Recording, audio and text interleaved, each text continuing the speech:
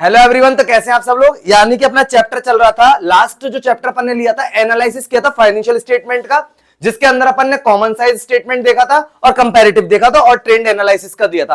तो अभी जो ये नया चैप्टर स्टार्ट हो रहा है, ये financial statement of company. Balance sheet का फॉर्मेट ऑलरेडी डिस्कस कर चुके थे। बैलेंस शीट का जो फॉर्मेट था अपन ने कंपैरेटिव में और अपन ने कॉमन साइज में देखा था, लेकिन वो फुल डिस्क्लोजर के साथ नहीं था। इस वाले चैप्टर के अंदर पर्टिकुलर अपन को बैलेंस शीट के बारे में और इनकम स्टेटमेंट के बारे में पूरे का पूरा फुल डिस्क्लोजर के साथ समझना है। ठीक है, तो चैप्टर स्टार्ट कर रहे हैं फाइनेंशियल स्टेटमेंट ऑफ कंपनी। देखो फाइनेंशियल स्टेटमेंट होता क्या, पहले तो आप इसको समझ लो। अपन ने जब कंपैरेटिव और कॉमन साइज जब चैप्टर स्टार्ट कराया था, तो अपन ने बताई थी फाइनेंशियल स्टेटमेंट के अंदर 4 से 5 आइटम आते हैं। जैसे बैलेंस शीट आती है, पी एंड एल आता है, कैश फ्लो स्टेटमेंट आता है, रेशियो एनालिसिस आता है। ठीक है, बात समझो, और ट्रेंड एनालिसिस आता है। ये चीज आती है ना, तो यहां पे भी कुछ इसी तरीके से बोलेगा फाइनेंशियल स्टेटमेंट के अंदर अपन को क्या क्या पढ़ना है। यहां पे अपन 2 चीज पढ़ेंगे, एक पढ़ेंगे बैलेंस शीट और एक पढ़ेंगे इनकम स्टेटमेंट, और लेकिन ये फुल डिस्क्लोजर के साथ अपने को पढ़ना है। ठीक है, तो फाइनेंशियल स्टेटमेंट क्या कह रहा है, पढ़ते हैं। देखो फाइनेंशियल स्टेटमेंट और फॉर्मल रिकॉर्ड है of the financial activities and position of the business. ये ना रिकॉर्ड करता है फाइनेंशियल एक्टिविटी। बिजनेस के अंदर जितने भी, देखो 2 टाइप की एक्टिविटी होती है, एक होती है फाइनेंशियल एक्टिविटी, एक होती है नॉन फाइनेंशियल एक्टिविटी। ये जो रिकॉर्ड करता है वो केवल फाइनेंशियल एक्टिविटी को रिकॉर्ड करता है, बिजनेस की, जो भी बिजनेस से रिलेटेड है। आगे कहानी समझ में। और लिखा हुआ है इंडिविजुअल और अदर एंटिटी, यानी कि कह रहा है कि फाइनेंशियल एक्टिविटीज को करता है एंड द पोजीशन बताएगा बिजनेस की, इंडिविजुअल चीजें बताता है, अदर एंटिटी और भी कोई चीजें होंगी तो वो भी बताएगा। कौन बताएगा, फाइनेंशियल स्टेटमेंट।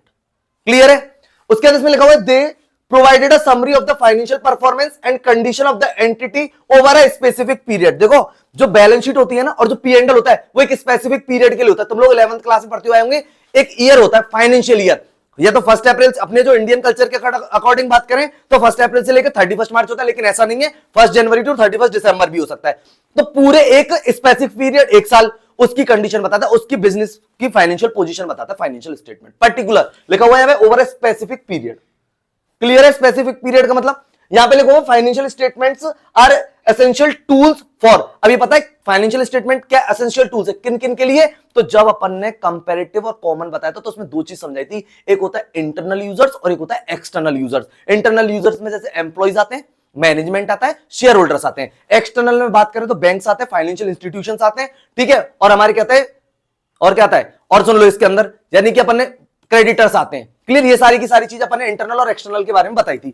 अब जरा यहां पे देख लो क्या लिखा हुआ है, यहां पे लिखा हुआ है financial statement are essential tools है फॉर इन्वेस्टर्स के लिए।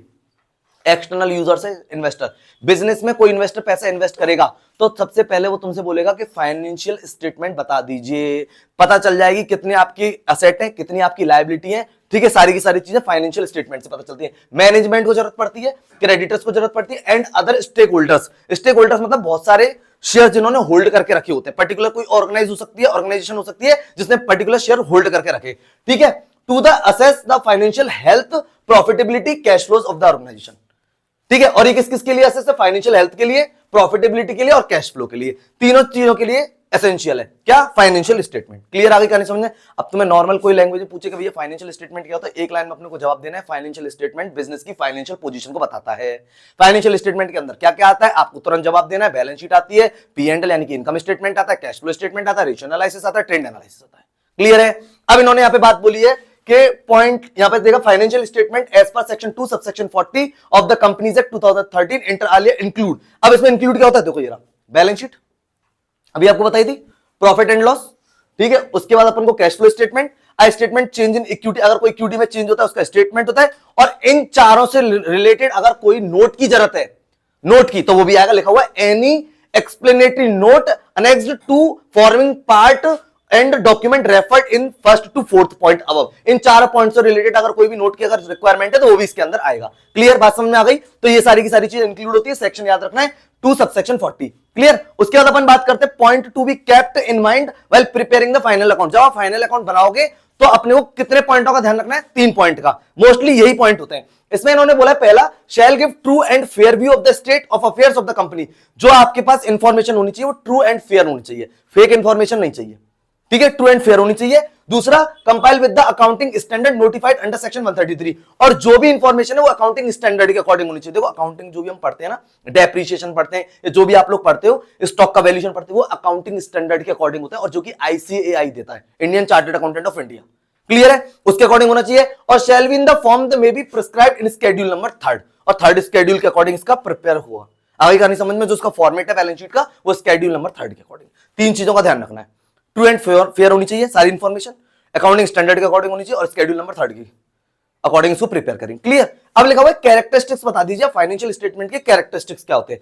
जैसे पॉइंट नंबर फर्स्ट लिख रहा है information is presented in monetary form in the financial statement. पहले ही चैप्टर में बताया था कि जो अकाउंटिंग होती है वो केवल मॉनेटरी वैल्यूज होती है ना, मॉनेटरी केवल उसी को, इसीलिए तो एम्प्लॉयज की स्किल, एम्प्लॉयज की लॉयल्टी वो बैलेंस शीट में नहीं आती, जबकि असेट होती है, जबकि असेट होती है लेकिन वो नहीं आती, क्योंकि उसको किस में नहीं नाप सकते, मॉनेटरी वैल्यू में। ये केवल कहती है मॉनेटरी वैल्यू में है तो इसके अंदर आएगी, नहीं तो नहीं आएगी। तो फाइनेंशियल स्टेटमेंट में जो भी ट्रांजैक्शन होगा, जो भी आएगा, वो सारा का सारा मॉनेटरी वैल्यू में आएगा। क्लियर? इसलिए पहला पॉइंट लिखा हुआ है। और ये अपन ने एनालिसिस ऑफ फाइनेंशियल स्टेटमेंट में ये बात बताई थी, मॉनेटरी वैल्यू। तो इन्होंने लिखा है information is presented in monetary form in the financial statement, monetary form में होगा, मॉनेटरी वैल्यू में होगा। क्लियर?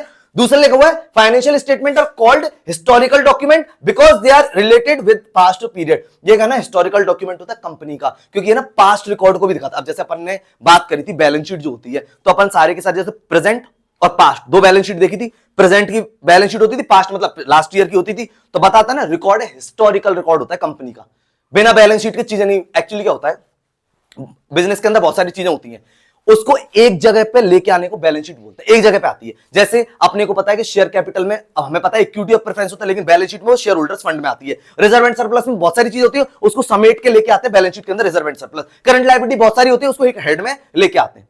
आगे कहानी समझ में, ये काम करता है फाइनेंशियल स्टेटमेंट। क्लियर? बात समझ में आ रही है?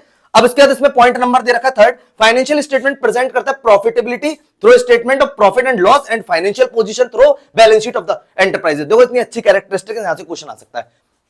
पी एंड एल क्या बताता है? प्रॉफिटेबिलिटी बताता है, प्रॉफिट कितना हुआ है, लॉस भी हो सकता है। अब प्रॉफिटेबिलिटी में ऐसा नहीं है कि प्रॉफिट की बात चल रही है, लॉस भी हो सकता है। तो समझ में आ रहा है क्या बताता है? P and L profitability. और अभी अपन ने बोली थी बैलेंस शीट बिजनेस की फाइनेंशियल पोजीशन बताता है। तो ये लिखा हुआ है इस पॉइंट के अंदर कि यहां पे लिखा हुआ है financial statement present profitability through statement of profit and loss account, और लिखा हुआ है financial position through balance sheet of an enterprise. और बैलेंस शीट क्या बताता है? Financial position. क्लियर? कहानी आगे समझना। उसके बाद इसमें लिखा financial statement make available different types of information to the user of information. देखो फाइनेंशियल स्टेटमेंट इसलिए भी प्रिपेयर होता है, अलग अलग यूजर्स होते हैं, उनको अलग अलग इंफॉर्मेशन चाहिए होती हैं, तो उसके लिए भी फाइनेंशियल स्टेटमेंट बहुत जरूरी होता है। इसमें लिखा हुआ है यहाँ पे financial statement make available different types of information to the users of information. अलग अलग यूजर्स के लिए अलग अलग इंफॉर्मेशन प्रोवाइड कराता है कौन? Financial statement. क्लियर? अब ये तो समझ में आ गया कि फाइनेंशियल स्टेटमेंट बिजनेस की फाइनेंशियल पोजीशन को, उसके बाद बता दिया किन किन लोगों की इसकी रिक्वायरमेंट होती है वो बता दिया। अपन ने ये बता दिया कि इसके अंदर क्या क्या चीजें आती है, फाइनेंशियल स्टेटमेंट के अंदर इंक्लूड क्या क्या करता है वो बता दिया। कि जब आप फाइनल अकाउंट प्रिपेयर करोगे तो 3 पॉइंटों का ध्यान रखना, ये बता दिया। और अपन ने बता दिया characteristics of financial statement. Clear है? अब ये कैरेक्टरिस्टिक, तो यहां से क्या होता है 1 नंबर या 2 नंबर का क्वेश्चन कभी भी आपसे पुट हो सकता है। वो तुमसे ये भी पूछ सकता है कि जो फाइनेंशियल स्टेटमेंट है उसके अंदर क्या क्या चीज आती है। क्लियर है? ठीक है। प्रॉफिटेबिलिटी कौन बताता है? बिजनेस की फाइनेंशियल पोजीशन कौन बताता है? प्रॉफिटेबिलिटी अपने को पता है, पी एंड एल बताएगा, और बिजनेस की जो फाइनेंशियल पोजीशन है वो क्या है? Balance sheet. क्लियर? यहां तक आपको बात समझ में आ गई? तो ये 3 चीजें जो आपको अच्छे से समझ में आई होंगी। तो अब अपन बात करेंगे ऑब्जेक्ट ऑफ फाइनेंशियल स्टेटमेंट, यानी कि फाइनेंशियल स्टेटमेंट के ऑब्जेक्ट क्या है। एक बार आप इसको देख लो, आपको समझ में आएगा। जैसे कैरेक्टरिस्टिक से कुछ कुछ उसी टाइप के ऑब्जेक्ट रहेंगे। ऑब्जेक्ट ऑफ फाइनेंशियल स्टेटमेंट में पहला लिखा हुआ है to provide necessary information in relation to the financial position of the business enterprises, यानी कि हमें ना प्रोवाइड कराता है नेसेसरी इंफॉर्मेशन। किससे रिलेटेड? फाइनेंशियल पोजीशन बिजनेस की, उससे रिलेटेड हमें इंफॉर्मेशन प्रोवाइड कराता है। क्लियर? पहला इसका ऑब्जेक्ट है। देखो बैलेंस शीट ही नहीं होगी तो हमें पता कैसे चलेगा बिजनेस की फाइनेंशियल पोजीशन क्या, बिजनेस के पास कितनी असेट्स है, कितनी लायबिलिटी, कितनी करंट असेट्स है, कितनी करंट लायबिलिटी है, पता कैसे चलेगा? बैलेंस शीट से पता चलता है, फाइनेंशियल पोजीशन से। प्रॉफिटेबिलिटी से पता चलेगा, पी एंड एल से। सेकंड पॉइंट लिखा हुआ to provide necessary information relating to the profitability of the business enterprises. Necessary information कराता है रिलेटेड किससे? प्रॉफिटेबिलिटी से। बिजनेस में कितना प्रॉफिट है, क्या लॉस है। ठीक है। थर्ड इंफॉर्मेशन दे रखी है to provide essential and sufficient. Essential देगा, सफिशिएंट इंफॉर्मेशन देगा to different groups which are interested in the financial statement. जो लोग फाइनेंशियल स्टेटमेंट में इंटरेस्टेड रहते हैं उनको इंफॉर्मेशन प्रोवाइड कराता है अलग अलग तरीके से। एसेंशियल होनी चाहिए और सफिशिएंट होनी चाहिए। वो कहां से मिलेगी? आपको बिजनेस के फाइनेंशियल यानी कि इससे स्टेटमेंट से, फाइनेंशियल। ठीक है। ये कह रहा है to present base for the future decision. Obviously बात है, फ्यूचर में अगर कोई डिसीजन लेना है तो उसका बेस भी यहीं से मिलेगा आपको। ठीक। उसके अंदर लिखा हुआ to give true and fair view of the profit and loss and financial position of the business. एक तो ये आपको ट्रू एंड फेयर व्यू देता है बिजनेस का, और बिजनेस की फाइनेंशियल पोजीशन बताता है। कौन? Financial statement. क्लियर? और ये लास्ट पॉइंट दे रखा है, to provide knowledge about the work done by the business concern for upgradation of social environment. आपको इंफॉर्मेशन प्रोवाइड करेगा, अपग्रेडेशन करवा सकता है सोशल एनवायरमेंट से रिलेटेड। ठीक है, तो ये कहां से मिलेगा आपको? Financial statement. ठीक है, ये इसके कुछ ऑब्जेक्ट्स हैं, तो ये 5 से 6 ऑब्जेक्ट है। कैरेक्टरिस्टिक समझा दी, कौन कौन से पॉइंटों का ध्यान रखना है ये बता दिया। फाइनेंशियल स्टेटमेंट क्या होता है ये बता दिया। बिजनेस की फाइनेंशियल पोजीशन कौन बताता है और बिजनेस की प्रॉफिटेबिलिटी को कौन बताता है। क्लियर? तो ये तो अपन ने इस लेक्चर के अंदर ले लिया, तो आज इतना ही है। अब अपन जो नेक्स्ट लेक्चर लेंगे उसमें अपन बैलेंस शीट के बारे में पूरा डिस्क्लोजर के साथ समझेंगे एक एक आइटम को। ठीक है, करंट एसेट्स क्या होती है, करंट लायबिलिटी क्या होती है, करंट लायबिलिटी के अंदर क्या क्या आता है, करंट एसेट्स के अंदर क्या क्या आता है, शेयर होल्डर्स फंड में क्या आता है। ठीक है, पूरी बैलेंस शीट को डिस्क्राइब करेंगे। तो मिलते हैं अपन नेक्स्ट लेक्चर में, तब तक के लिए guys goodbye and thank you.